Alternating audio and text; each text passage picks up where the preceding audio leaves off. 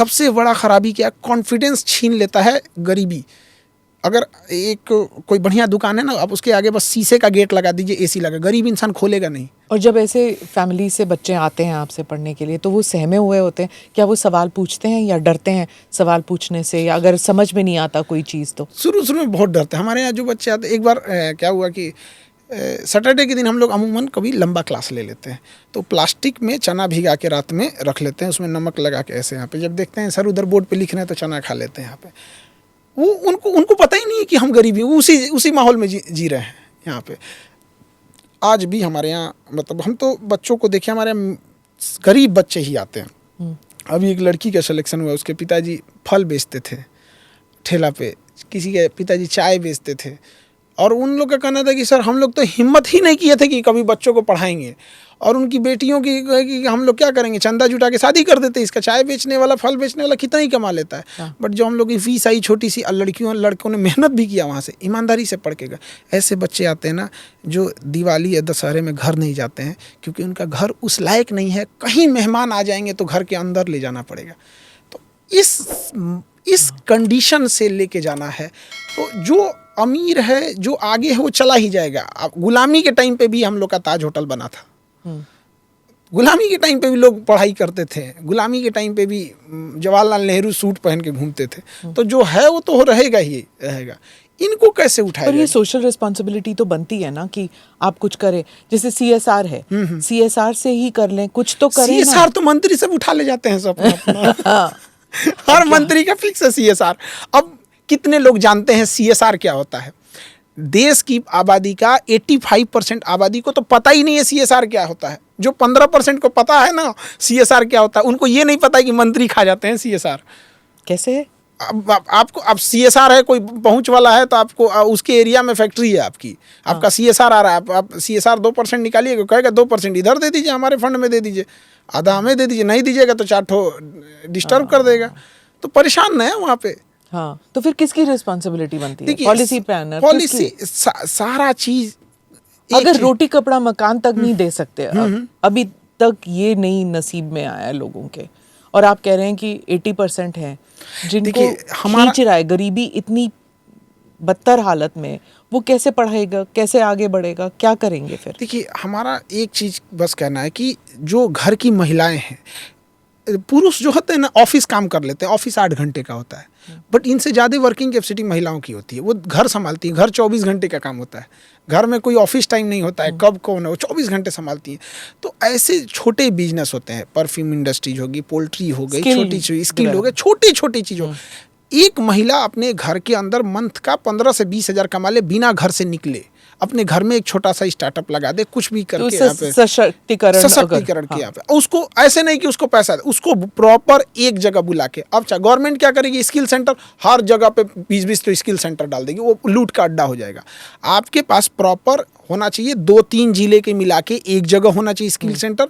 Well monitoring होनी चाहिए कि आप अगर बिस्किट बनाना सीख रही हैं तो प्रॉपर आप CCTV कैमरे के अंडर होनी चाहिए, और आपके सर्टिफिकेट पे वो QR कोड होना चाहिए कि अगर हम ये देखना चाहें कि आपने स्किल लिया है कि नहीं, तो उस पूरे वीडियोस जितने दिन आपने क्लास लिया था ना, उस QR के तहत आना चाहिए यहाँ पर।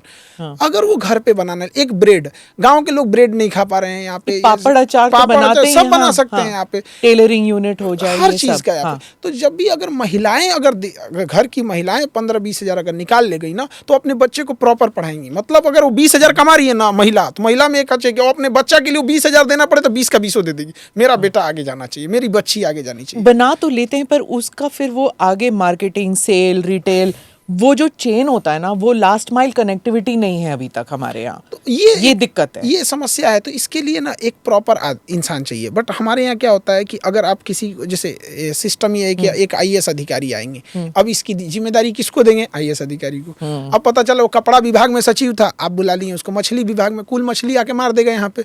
वही कपड़ा सीखते से अभी मछली कुछ सीखे कि शिक्षा मंत्री लोग का भी यही है।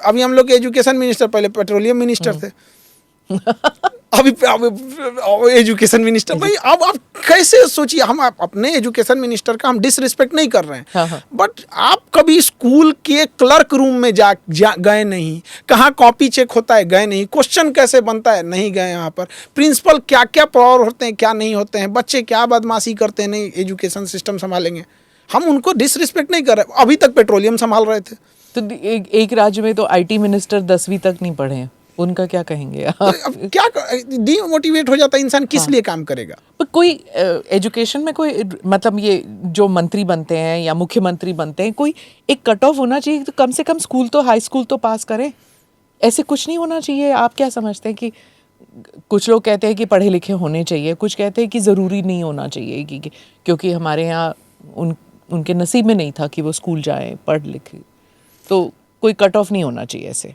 अब तो हो जाना चाहिए, एटलीस्ट स्टार्ट करना चाहिए कि इंटरमीडिएट 5 साल बाद कर दे ग्रेजुएशन, उसके बाद अगले 10 साल बाद करिए, धीरे धीरे तो स्टार्ट करना चाहिए यहाँ पे। वो तो मुगले आजम का ज़माना थोड़ी ना अभी है यहाँ पे कि अब तो इस चीज़ को हो जाना चाहिए। गवर्नमेंट पता नहीं क्यों नहीं ले रही है वहाँ पर, अब ये तो गवर्नमेंट को एक्शन ले लेना चाहिए। अब तक में एजुकेशन मस्ट होना चाहिए।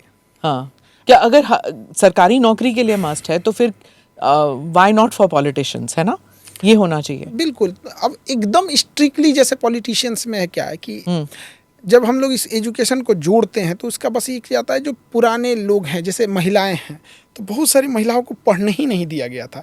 जो 80 के दशक की महिलाएं थीं उन्हें पढ़ने ही नहीं दिया गया था, तो इनके ऊपर थोड़ा सा इम्पैक्ट आएगा यहाँ पे। तो उसका एक बाउंडेशन होना चाहिए, इसको बैठ के पॉलिसी मेकिंग होनी चाहिए कि जिनका डेट ऑफ बर्थ 90s 80 के बाद है, आपको एजुकेशन एटलीस्ट ये मिनिमम रिक्वायर्ड है।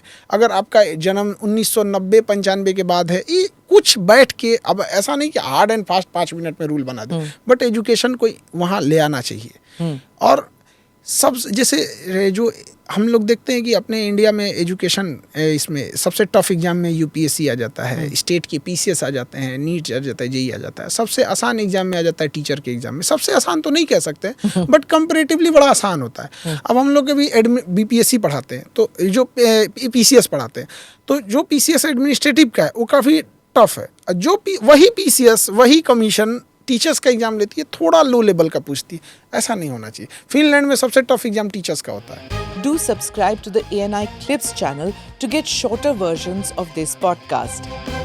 Click here to watch the full episode.